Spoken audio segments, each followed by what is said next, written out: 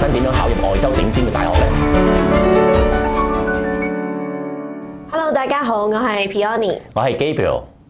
上一集咧，我哋就講咗拉斯維加斯嘅教育制度，而喺今一集咧，我哋就嘗試同大家講下喺拉斯維加斯嘅學生係咪有機會考到外州頂尖嘅大學？其實答案係有嘅，而且唔少學生已經成功考入 UC Berkeley、UCLA、Stanford 同埋 Harvard。Gabriel 啊，我哋都有朋友個女女係考入咗 Stanford 學校。係啊，我哋都戥佢好高興啊！係啊，係啊。我哋今日咧就一齊同大家拆解下幾個關鍵嘅策略，等大家知道點樣幫小朋友去鋪路啊！第一步就係善用 Magnet 或者係 Charter School。拉斯維加斯有幾間非常之出色嘅學校，例如 ATech 或者係 Westtech。冇錯，呢啲學校課程難度高，學生要讀 Honors、AP， 甚至可以參加實驗室或者係企業計劃。呢啲背景對申請 UC Berkeley、UCLA、NYU 好有說服力。好多畢業生都係因為修讀過嚴謹度高嘅課程，令申請加分㗎。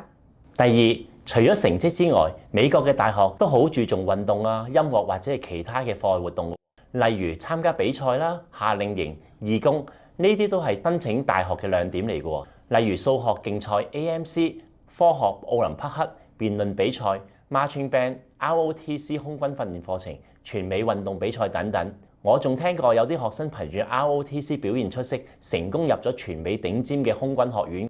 如果喺呢啲項目入邊攞到好成績，或者代表 Nevada 州出戰全美，就算嚟自一個平均排名中游嘅地區，都可以喺申請裏邊脫穎而出。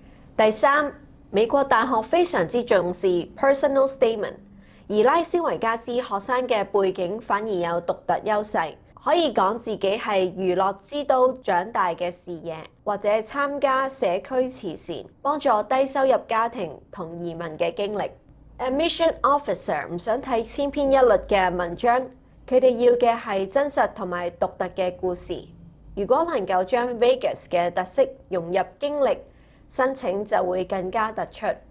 第四就係規劃要早啦，最好就喺9年級高中第一年就開始啦。揀課程方面咧，盡量讀一啲 Honors 啦、AP 或者係 IB， 保持呢個超薦度。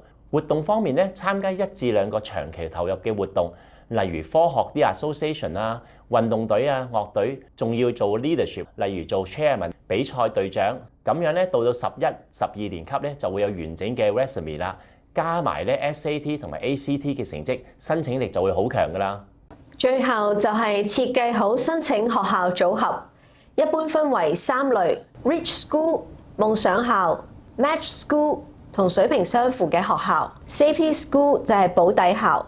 咁樣分配可以穩陣之餘，又唔會錯過任何想衝刺名校嘅機會。總括嚟講，雖然拉斯維加斯嘅教育資源係中游，但只要善用各類學校嘅資源，保持好高嘅 GPA， 再參加一啲嘅比賽啊同埋活動，就一樣有機會入到外州嘅頂尖大學。其實有好多本地嘅學生已經成功入讀 UC Berkeley、UCLA、Stanford、Harvard、耶魯大學等等。所以家長唔需要擔心嘅，重點就係提早準備，持之以恆。如果大家對升學有咩意見或者有咩問題，可以留言俾我哋分享。好啦，今集時間差唔多啦，我哋下集再見，拜拜。